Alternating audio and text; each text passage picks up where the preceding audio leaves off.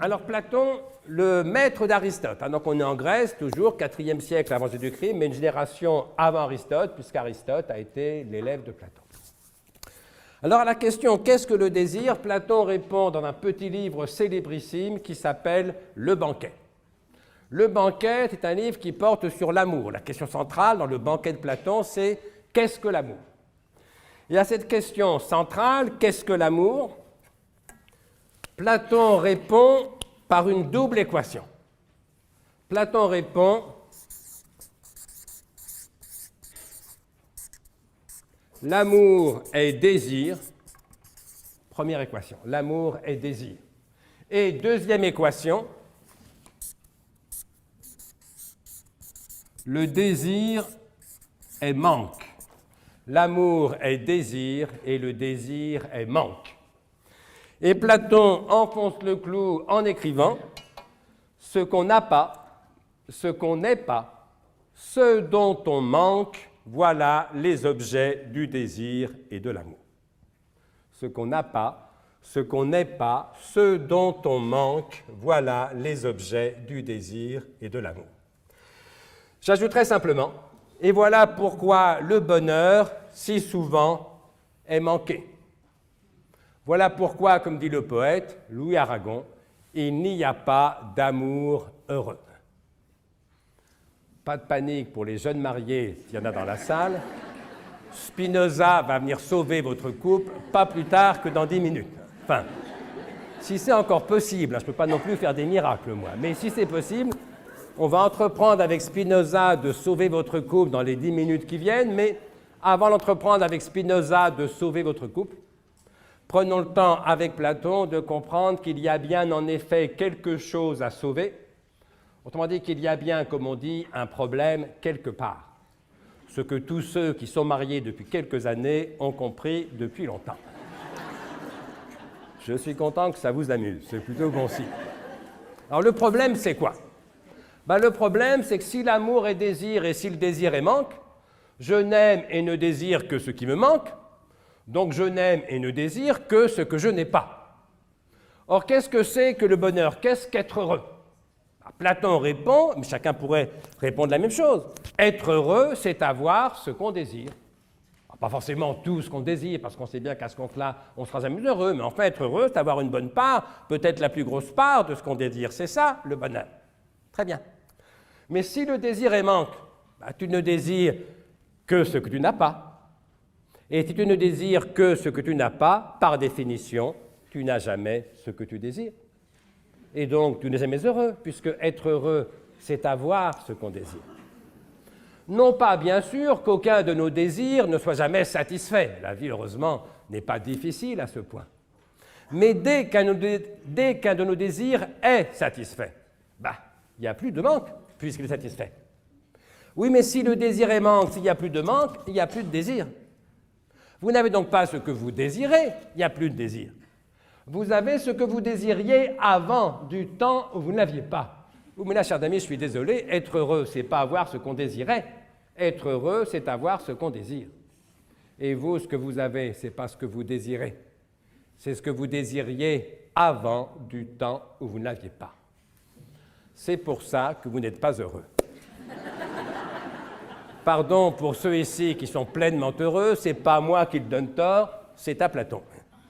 Mais comme il donne par la même raison à Spinoza, je l'en félicite par avance. Je leur demande simplement 5 minutes de patience, le temps que j'explique aux autres, bien sûr, pourquoi les autres, eux, ne sont pas heureux. Enfin, un troisième exemple, qui traduit tout seul l'objet d'une conférence, mais il faut en dire un mot parce que c'est plus important. Troisième exemple, l'amour au sens ordinaire du terme, un homme, une femme, 2 hommes, 2 femmes, si vous préférez, bref, un couple. Parce qu'au fond, tomber amoureux, comme on dit, qu'est-ce que ça veut dire en langage platonicien? En langage platonicien, tomber amoureux, ça veut dire que vous découvrez tout d'un coup que quelqu'un vous manque terriblement. Jusque-là, vous étiez bien, pépère, peinard. Et puis un beau soir, chez des amis communs, patatras, coup de foudre ravageur, vous rencontrez la femme ou l'homme qui vous manque terriblement, vous ne supportez plus de vivre sans elle ou sans lui. Vous êtes tombé amoureux. Si vous êtes célibataire, c'est plutôt marrant. Enfin, c'est déjà compliqué, à la vérité, mais la vie devient plus intense, plus poétique, avec un côté champagne. Si vous êtes marié, c'est une espèce de catastrophe et une source d'emmerdement à peu près indéfinie. Alors, on va imaginer, pour la simplicité de mon modèle, que vous êtes célibataire. Mais je ne peux pas vous garantir que ça ne tombe que sur des célibataires. Donc, vous êtes célibataire, par hypothèse, et un beau soir, chez des amis communs, vous rencontrez la femme ou l'homme, je vais dire la personne, pour ne pas avoir toujours à hésiter entre le masculin et le féminin. Vous rencontrez la personne qui vous manque terriblement, vous ne supportez plus de vivre sans elle, vous êtes tombé amoureux. Vous entreprenez donc de séduire cette personne. Et là, de deux choses l'une. Ou bien vous y arrivez, ou bien vous n'y arrivez pas. Si vous n'y arrivez pas, le manque se transforme en souffrance. Vous aimez quelqu'un qui ne vous aime pas. C'est ce qu'on appelle un chagrin d'amour. Mais si vous arrivez à séduire cette personne, elle vous aime aussi. Vous vous installez ensemble, éventuellement vous vous mariez, vous faites des enfants. Et là, forcément, à force d'être là tous les soirs, tous les matins, à force de partager votre vie et votre lit, inévitablement, cette personne va vous manquer de moins en moins. C'est pas qu'elle n'est pas bien, c'est qu'elle est là, simplement. C'est qu'à la lettre, elle ne manque plus. Le problème, c'est que si le désir est manque, si elle vous manque de moins en moins, ça veut dire aussi que vous la désirez de moins en moins. C'est même étonnant quand on y pense, hein, comme 6 mois plus tôt, ou 6 ans pour certains, chacun son rythme, vous la désiriez plus que toutes les autres. Et puis 6 mois ou 6 ans plus tard, la première jeune fille un peu jolie et court-vêtue qui passe devant vous dans la rue, messieurs, le premier homme un peu séduisant et mystérieux dont vous croisez le regard, mesdames, tout d'un coup vous paraît tellement plus désirable. Le problème, c'est que si l'amour est désir, ça veut dire que vous l'aimez de moins en moins. Et vous êtes mariés depuis 6 mois ou 6 ans, selon les cas, et un beau soir ou un triste matin. Vous demandez, mais au fond, est-ce que je suis toujours amoureux d'elle? Est-ce que je suis toujours amoureuse de lui? La réponse est non, bien sûr. Les rires sont moins nombreux, là. Hein, et en fait, ce n'est pas le comique, là, c'est la détente. L'angoisse, c'est... Attention, ça ne veut pas dire, ou pas forcément, que vous ne l'aimez plus. Ça veut dire que vous ne l'aimez plus comme ça. Voilà. Vous n'êtes plus chez Platon. Vous n'êtes plus dans le manque. Vous n'êtes plus amoureux au vrai sens du mot. Au sens qu'avait le mot amoureux 6 mois ou 6 ans plus tôt, quand vous disiez à votre meilleur copain ou copine « je suis tombé amoureux ». Ce n'est plus vrai. Vous n'êtes plus chez Platon, vous n'êtes plus dans le manque, vous n'êtes plus amoureux. Et là, vous n'avez plus philosophiquement qu'un seul choix, un seul. Soit vous allez tomber de Platon en Schopenhauer. Alors évidemment, ça fait assez mal. Alors pour ceux qui n'ont pas lu Schopenhauer, on va dire que vous allez tomber d'Aragon en Michel Houellebecq. C'est pareil. Sauf que ça fait encore plus mal, mais c'est pareil parce que Schopenhauer est l'un des maîtres à penser du romancier contemporain, par ailleurs talentueux, Michel Houellebecq. Alors qu'est-ce que ça veut dire que tomber de Platon en Schopenhauer ou d'Aragon en Michel Houellebecq? Alors Schopenhauer, philosophe allemand du XIXe siècle, donc là je fais un bond considérable dans l'histoire de la philosophie, mais un bond qui n'est pas sans cohérence parce que Schopenhauer s'est toujours voulu, à sa façon, disciple de Platon. Alors qu'est-ce que ça veut dire que tomber de Platon en Schopenhauer? Ça veut dire que Schopenhauer résume tout ça, ce que je viens d'expliquer là rapidement, en une phrase, dont je dis toujours que c'est la phrase la plus triste de toute l'histoire de la philosophie. Comme ça, là, on aura touché le fond, on ne pourra plus que remonter. Alors, quand je désire ce que je n'ai pas, le manque, c'est ce que Schopenhauer, comme tout le monde, appelle la souffrance. J'ai faim, il n'y a pas à manger, souffrance. J'ai soif, il n'y a pas à boire, souffrance. Je l'aime, elle ne m'aime pas, souffrance. Mais quand j'ai, ce qui dès lors ne me manque plus. Donc, que je ne désire plus. Donc, que je n'aime plus. Il n'y a plus de souffrance, il n'y a plus de manque. Ce n'est pas le bonheur, il n'y a plus de désir. Je ne peux pas avoir ce que je désire, il n'y a plus de désir. Ce n'est pas le bonheur, ce n'est pas le malheur, c'est ce que Schopenhauer appelle simplement et fortement l'ennui. Je suis content de voir que ça vous parle. Qu'est-ce que c'est que l'ennui? Ce n'est pas le bonheur, ce n'est pas le malheur. L'ennui, c'est l'absence du bonheur au lieu même de sa présence attendue. J'avais rendez-vous avec le bonheur. Je me disais, qu'est-ce que je serais heureux si, qu'est-ce que je serais heureux quand? Le si se réalise, le quand c'est aujourd'hui, je ne suis pas heureux pour autant. Et j'avais rendez-vous avec le bonheur, je suis au rendez-vous, le bonheur n'y est pas. Le bonheur m'a posé un lapin. Ce n'est pas que je sois malheureux, je ne suis ni heureux ni malheureux, simplement je m'emmerde. C'est bien la phrase la plus triste de toute l'histoire de la philosophie, selon moi, écrite donc par Schopenhauer, et la phrase suivante. Schopenhauer écrit « Ainsi, toute notre vie oscille comme un pendule, de droite à gauche, de la souffrance à l'ennui. » Fin de citation. Ainsi, toute notre vie oscille comme un pendule, de droite à gauche, de la souffrance à l'ennui. Souffrance parce que je désire ce que je n'ai pas et je souffre de ce manque. Ennui parce que j'ai ce que dès lors je ne désire plus. Souffrance du chômeur, ennui du salarié. Souffrance du chagrin d'amour, ennui du couple. Ça vous amuse moins. Vous voyez, l'essentiel malgré tout, c'est pas vous qui doivent le reprocher. Rassurez-vous, il n'y a pas que chez vous qu'on s'ennuie des fois, c'est normal. Il n'y a pas de couple où l'on ne s'ennuie jamais. Ça n'existe que dans les mauvais romans d'amour. Il n'y a pas de métier où l'on ne s'ennuie jamais.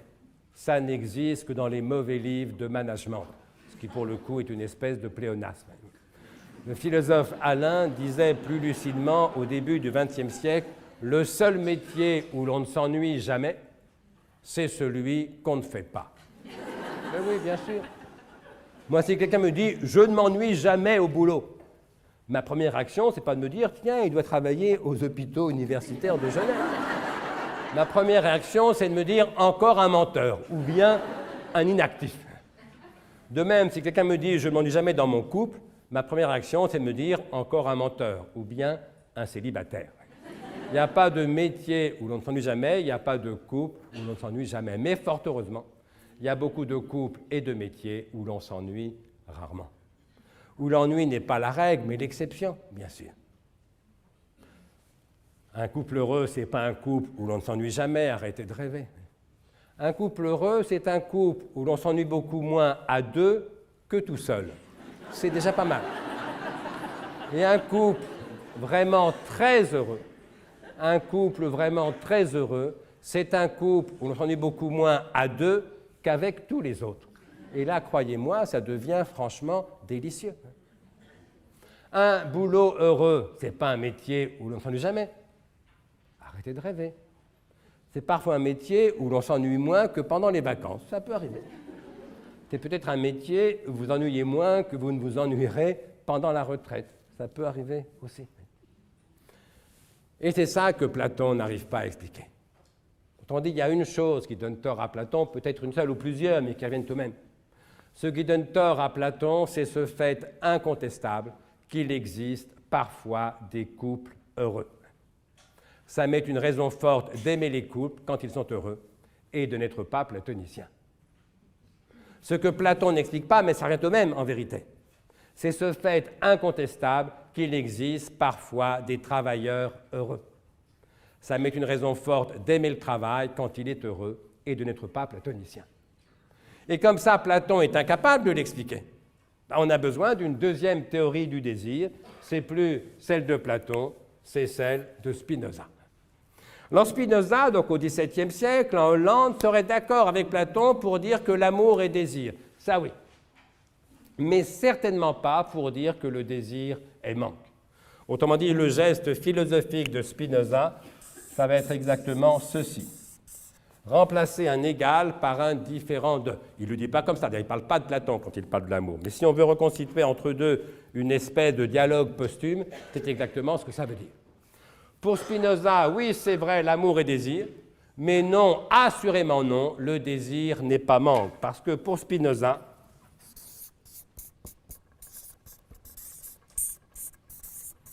le désir est puissance. Puissance de jouir et jouissance en puissance. Attention, je n'ai pas dit pouvoir au sens politique ou managérial du terme, non, puissance. Puissance de jouir, jouissance en puissance, autrement dit puissance exactement au sens où l'on parle très communément de la puissance sexuelle. On en parle surtout pour les hommes, on peut en parler exactement au même sens pour les femmes. Qu'est-ce que la puissance sexuelle? C'est la puissance de jouir. Et donc ce qui rend la jouissance possible, la jouissance en puissance. Parce qu'enfin, si vraiment Platon avait toujours raison, si nous ne savions désirer que ce qui nous manque, reconnaissons que notre vie sexuelle serait encore plus difficile et compliquée qu'elle n'est. Spécialement la nôtre, messieurs. Parce qu'enfin, il faut bien qu'en un certain moment, nous soyons en état de désirer celle exactement qui ne manque pas, puisqu'elle est là, puisqu'elle se donne, puisqu'elle s'abandonne. Vous savez, il y a un genre d'homme qui est vraiment platonicien, ou chez Platon, enfermé chez Platon. C'est ce genre d'homme qui n'a envie de faire l'amour que lorsqu'il est tout seul. Alors là, il n'y a pas de problème, il a des tas de désirs, de fantasmes, d'érections. Sauf que dès qu'une femme est là et se donne, il n'y a plus personne, comme on dit. C'est ce qu'on appelle un impuissant ou un moment d'impuissance. Ce qui dit assez quelle est la vérité du désir sexuel, qui n'est pas le manque comme le voulait Platon, mais bien la puissance comme le veut Spinoza. Ou plutôt les deux sont vrais, encore une fois, ils ont raison l'un et l'autre, mais ils ne parlent pas de la même chose. Parce que le manque sexuel, au fond, c'est ce qu'on appelle couramment, aujourd'hui, la frustration. On a tous vécu ça un jour ou l'autre dans notre vie, mais justement, on a assez vécu la frustration sexuelle pour ne pas la confondre avec la puissance sexuelle. Ce n'est pas tout la même chose. D'ailleurs, tout le monde sait bien, surtout les femmes, que les hommes frustrés font rarement les meilleurs amants. Mais bon, il n'y a pas que le sexe dans la vie. L'erreur de Platon, c'est aussi bien d'avoir confondu le manque de nourriture, c'est-à-dire la faim, F-A-I-M en bon français, avec la puissance de jouir de la nourriture qui ne manque pas, qu'on n'appelle pas la faim en bon français, mais qu'on appelle évidemment l'appétit. Appetitus en latin, c'est un grand concept de Spinoza. Spinoza a écrit ses livres en latin, mais qu'on peut prendre ici au sens le plus ordinaire du terme.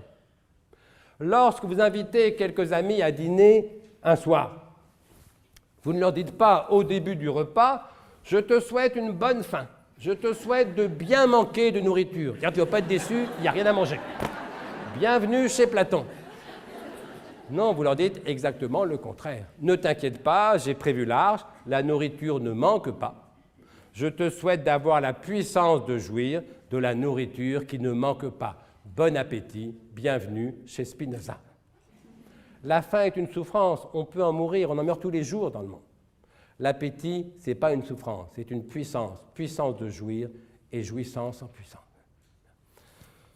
Le désir n'est pas manque, pour Spinoza, le désir est puissance. Et l'amour, alors? Si le désir est puissance, pour Spinoza,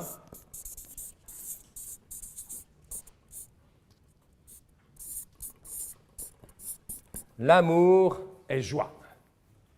En vérité, Aristote l'avait déjà dit, Aristote qui, de ce point de vue, est du même côté que Spinoza. Dans une phrase pure comme l'aube, Aristote écrivait « Aimer, c'est se réjouir. Aimer, c'est se réjouir. » Et là, vous comprenez que tout s'inverse. Parce qu'autant, si vous donnez raison à Platon dans vos histoires d'amour, si vous ne savez aimer ou désirer que ce qui vous manque, inévitablement, vous donnez raison aussi à Louis Aragon. Si l'amour est manque, Platon, alors Aragon, il n'y a pas d'amour heureux. Si en revanche c'est Aristote ou Spinoza que vous donnez raison dans vos histoires d'amour, alors clairement Aragon a tort. Il n'y a pas d'amour malheureux. Sauf dans le deuil, bien sûr. Parce que le deuil, alors au sens propre, l'autre est mort, ou au sens figuré, l'autre vous a quitté ou ne vous aime pas, le deuil, recréant le manque, tragiquement, vous renvoie brutalement, douloureusement, chez Platon. Mais en dehors du deuil, si l'amour est joie, alors Aragon a tort, il n'y a pas d'amour malheureux. Et Spinoza va dire la même chose en substance qu'Aristote, dans une formule un peu plus compliquée. Spinoza écrit « L'amour est une joie qu'accompagne l'idée d'une cause extérieure. » L'amour est une joie qu'accompagne l'idée d'une cause extérieure. Autrement dit, aimer, c'est se réjouir de. C'est ce petit de, finalement, que Spinoza ajoute à la pensée d'Aristote. Concrètement, qu'est-ce que ça veut dire? Ça veut dire que si quelqu'un vous dit un jour « Je suis joyeux à l'idée que tu existes » ou bien « Il y a une joie en moi », eh bien tu vois, la cause de ma joie, c'est l'idée que tu existes. Ou plus simplement, à chaque fois que je pense à toi, cela me rend joyeux. Vous prendrez ça, bien sûr, pour une déclaration d'amour. Vous aurez évidemment raison, ça donne raison à Spinoza. L'amour est une joie qu'accompagne l'idée d'une cause extérieure. Vous aurez raison, mais vous aurez aussi beaucoup de chance. D'abord parce que c'est une déclaration spinoziste d'amour, ça n'arrive pas tous les jours. Beaucoup sont morts d'avoir entendu ça une seule fois dans leur vie. Donc, si ça vous arrive aujourd'hui, dites merci aux hôpitaux universitaires de Genève. Mais vous aurez surtout beaucoup de chance parce que c'est le cas très rare d'une déclaration d'amour qui ne vous demande rien. Et ça, croyez-moi, c'est proprement exceptionnel. Alors, toute cette exception de l'amour, je n'ai pas le temps de m'attarder, on va revenir à nos moutons professionnels, le sens du travail, la motivation. Mais j'avais besoin de cette grille conceptuelle pour pouvoir l'éclairer. Mais juste un dernier mot sur l'amour, pour entreprendre de vous aider à sauver votre couple, comme je le disais. Juste un exemple. Peut-être avez-vous dit, messieurs, le 14 février dernier, lors de la dernière Saint-Valentin, peut-être avez-vous dit à votre épouse, à votre compagne, « Ma chérie, ça fait 15 ans qu'on vit ensemble, toi et moi. Eh bien, tu vois, depuis 15 ans, je suis aussi amoureux de toi qu'au premier jour. » T'étais gentil. Mais non, c'est vrai, c'était bien d'avoir pensé à la Saint-Valentin, c'était gentil de lui dire ça plutôt qu'une vacherie. Le seul problème, bien sûr, c'est que c'était faux. Vous n'espérez pas qu'elle vous a cru, quand même. Elle a bien vu la différence, elle. C'était exactement un gentil mensonge. Vous savez, dans un couple, un mensonge, même gentil, c'est toujours un peu inquiétant. Parce qu'elle est savoir où s'arrête la gentillesse et où commence la lâcheté. Surtout lorsqu'il s'agit d'un homme, chez qui, pour la plupart, ces deux traits de caractère, gentillesse et lâcheté, sont tellement proches qu'ils sont à peu près indiscernables.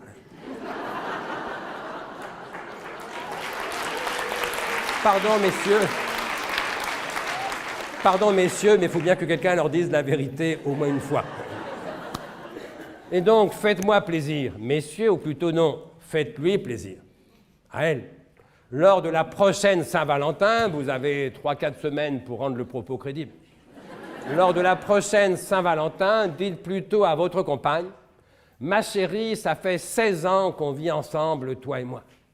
Eh bien, tu vois, depuis 16 ans, la principale cause de joie dans ma vie, c'est que tu existes et que tu es ma femme. » Parce que là, vous faites une déclaration d'amour, au moins possiblement vraie, et autrement émouvante entre nous soit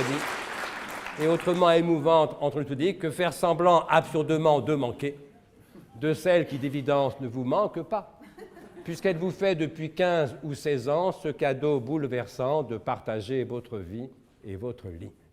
Et puis je vais vous dire, manquer, être en manque, c'est la portée de n'importe qui. N'importe quel beauf est capable d'être en manque. N'importe quel gamin de 15 ans peut tomber amoureux, y compris une vedette de la chanson qu'il n'a jamais rencontrée. Mais oui, aimer ce qui manque, c'est facile. Se réjouir de ce qui est, c'est autrement difficile, autrement important, autrement émouvant.